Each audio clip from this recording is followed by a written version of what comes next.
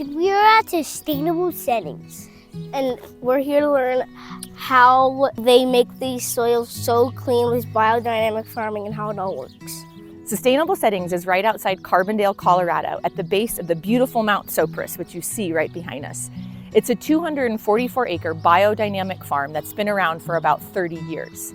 What makes them so remarkable and what really attracted us to come visit them is how they practice biodynamic farming to increase the health of their soil, the watershed, and the entire ecosystem around them. Sustainable Settings participates in the Haney Soil Test through the United States Department of Agriculture, and their soil health tests in the upper 1% of over 250,000 farms and ranches across the nation. What makes their soil so healthy and what makes their work so impactful and effective? Ready to find out more, boys? Yeah, let's go! This way. This way. This way. What makes your soil so special? The soil is special to us because we are in relationship with it. In other words, we do talk to our soil, and the soil and the life in the soil is doing things that we can't do. So the microbes, fungi, protozoa, the worms, and all the roly-poly bugs are making that soil fertile and juicy for the plants. And then the cows come by and chomp, chomp, chomp. And then you go, what? What did you do today? Milk. We milk.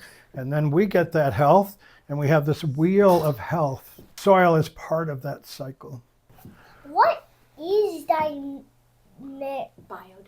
Biodynamics. farming? Well, it's a way of thinking and working with the life that we co-create with, right? So we're kind of really not the farmers and ranchers. We're called stewards.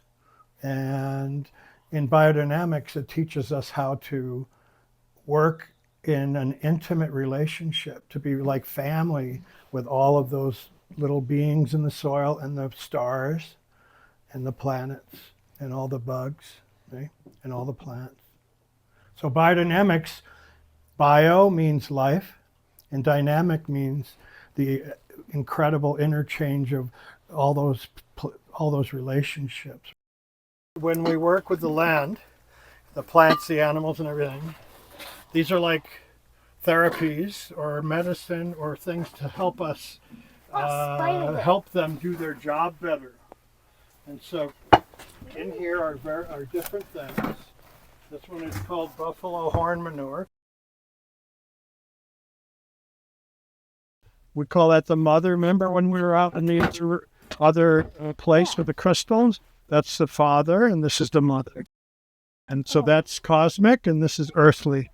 Our job is to create balance and flow, and that's what we do as wizards and alchemists. And then the plants are healthy, and the fruit's better, and the meat's better, and the milk's better. We are better. Our time at Sustainable Settings has been truly remarkable.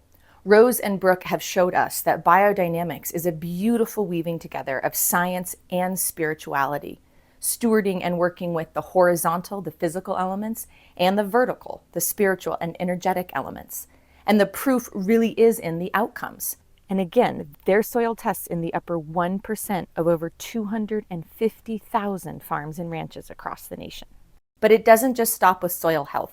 The biodynamic practices positively impact the watershed and the entire ecosystem in and around Sustainable Settings, including all of the animals that call this beautiful place home.